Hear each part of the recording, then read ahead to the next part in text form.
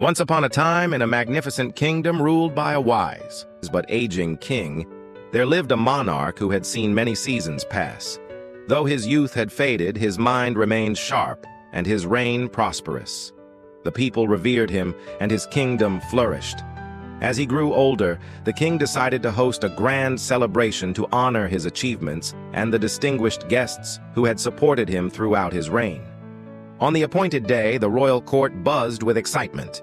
Rulers from neighboring kingdoms, the finest musicians, and other renowned guests filled the great hall. Among them was a famous dancer, whose performances had enchanted audiences far and wide. The king's beloved guru was also present, a wise and revered figure who had spent decades in solitude, meditating in the forests, seeking enlightenment. The evening began with an explosion of color and joy, the sounds of music filling the air as musicians played their instruments with great skill, and the dancers swirled gracefully, captivating all who watched. The atmosphere was charged with energy, and the king was pleased with how the evening unfolded. As the night wore on, the king, eager to show his appreciation for the talent and wisdom around him, decided to give his guru a special gift. "Take this bag of gold coins," the king said. "Whenever you see a performance that moves you, reward the performer with these coins. You are wise, and your judgment will ensure that only those worthy are rewarded." The celebration continued well into the night, with the musicians and dancers performing tirelessly. As dawn began to break, the musician playing the tabla, exhausted from hours of playing, began to drift off, barely able to keep his eyes open. The dancer, who noticed his growing fatigue, understood the consequences of the musician falling asleep in the presence of the king. The king was known for his strict discipline, and he would surely punish anyone who was caught resting during such a sacred occasion. Without drawing attention to the situation, the dancer recited a simple couplet. "The night has passed. A little time remains. In the blink of an eye, life slips through our veins. Don't waste this moment. Don't bring shame. For time, once lost, can never be reclaimed." As the dancer's words echoed through the hall, the musician, who had been on the verge of sleep, immediately snapped to attention. The impact of those few words, so simple yet profound, awakened something deep within him. With renewed energy, he began to play the tabla with remarkable enthusiasm, his hands moving with skill and precision. The ripple effect of the dancer's wisdom spread quickly throughout the court. The young prince, who had been watching the events unfold, was deeply moved by the dancer's words. He rushed toward her, removed his royal crown, and placed it at her feet. "This is my offering to you," he declared, humbled by the realization that he had been too focused on his ambition and had forgotten the preciousness of time. The princess, who had been silently observing, was also touched. Her heart, filled with emotion, led her to act without thinking. She took off her valuable necklace and placed it before the dancer. "This is my gift to you," she said, her voice quivering with respect. The guru, who had been sitting quietly, his heart already stirred by the dancer's wisdom, stood up from his seat.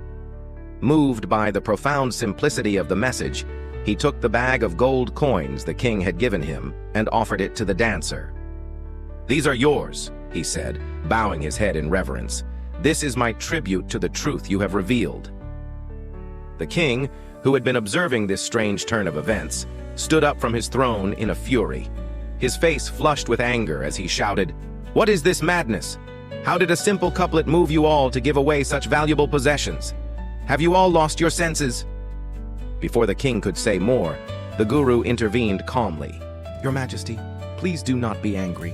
The dancer's words have opened my eyes. I have spent my entire life in meditation and devotion, living in the forests, worshiping God. Yet today, on your invitation, I came to watch a dance and distribute gold as a reward. But her words reminded me that life is short and only a little time remains.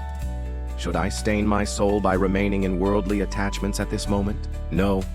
I must return to my devotion before it is too late. This is why I offer you my gold coins."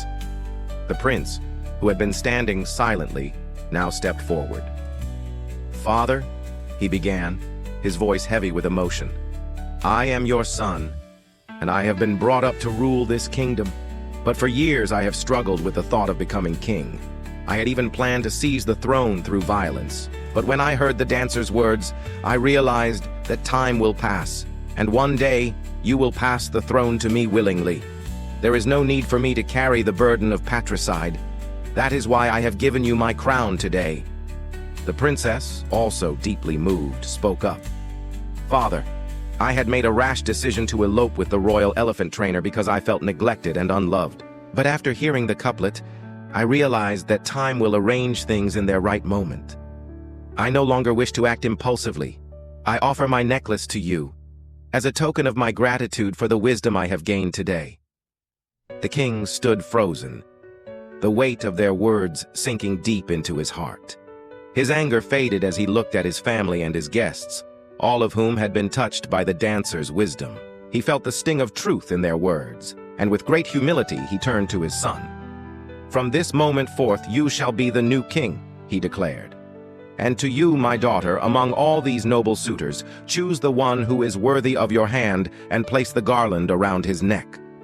Then the king turned toward the dancer, his eyes softening. "As for me," he sighed, "I will renounce this throne and retreat to the forest for meditation. I will spend my remaining days in devotion, seeking peace in the solitude of the wilderness." As the king made his decision, the court fell silent. The dancer stood still, reflecting on the chain of events that had unfolded in just a few short moments. Her simple couplet had brought about a profound transformation in the lives of those around her. She too had been dancing all her life, performing for others, entertaining, and seeking external validation. But now she realized that the most important dance of all was the dance of life, where one must act with purpose and devotion. Moved by her own reflections, she decided to leave her profession behind. She would dedicate the rest of her life to spiritual devotion, finding peace and fulfillment in the stillness of the heart. Moral of the story: time waits for no one. Every passing moment brings us closer to the end.